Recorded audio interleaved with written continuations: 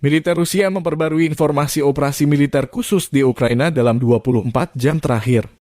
Juru bicara militer Rusia, Letnan Jenderal Igor Konashenkov, 17 Desember, melansir mengenai serangan besar-besaran jarak jauh Rusia ke berbagai wilayah Ukraina baru-baru ini.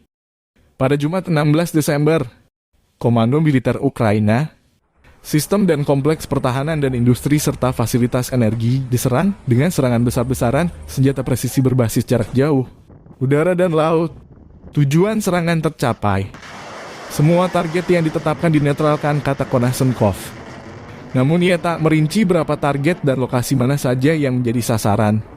Serangan tersebut untuk mencegah pengiriman senjata dan amunisi buatan luar negeri, memblokir pergerakan cadangan ke wilayah pertempuran, dan menghentikan perusahaan pertahanan Ukraina yang memproduksi dan memperbaiki senjata, peralatan militer, dan amunisi untuk mengecoh sistem pertahanan udara Ukraina dan Barat. Sumber daya yang signifikan dihabiskan untuk umpan yang sengaja diluncurkan militer Rusia, tambah Konashenkov. Pada saat yang sama, 4 stasiun radar sistem pertahanan udara S-300 Ukraina di pemukiman Andrusovka dan Pridneprovskoye, wilayah Dnipropetrovsk, serta Novotavricheskaya dan Nikolai Pola, wilayah Zaporozhye, terungkap dan dihancurkan serangan presisi tinggi Rusia.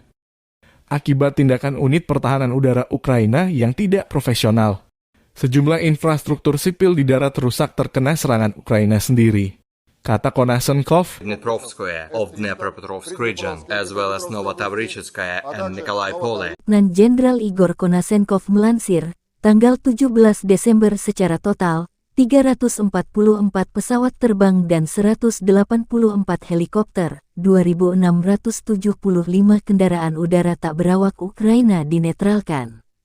Termasuk 398 sistem rudal pertahanan udara, 7.140 tank dan kendaraan tempur lapis baja lainnya, 931 kendaraan tempur yang dilengkapi dengan MLRS.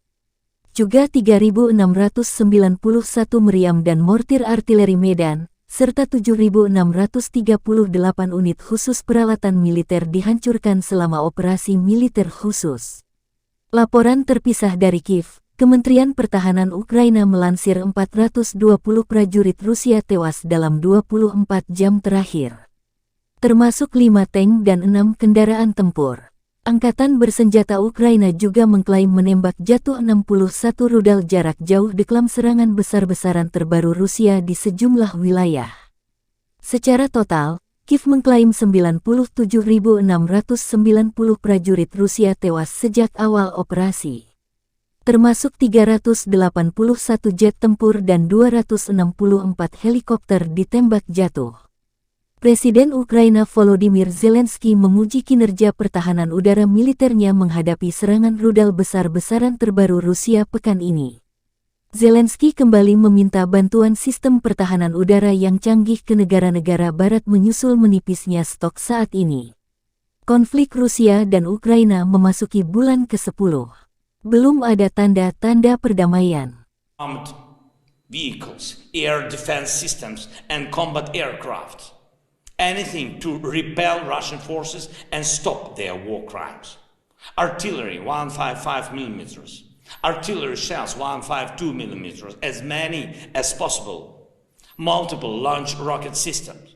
Grad, Smersh, Tornado or M142 HIMARS. Armored vehicles, APC, infantry, fighting vehicles, others, tanks, T-72 or similar tanks from the USA or Germany. Air defense systems, S-300, Buk or Western equivalents. Military aircraft must have to deblock our cities and save millions of Ukrainians as well as millions of Europeans. Freedom must be armed better than tyranny. Western countries have everything to make it happen.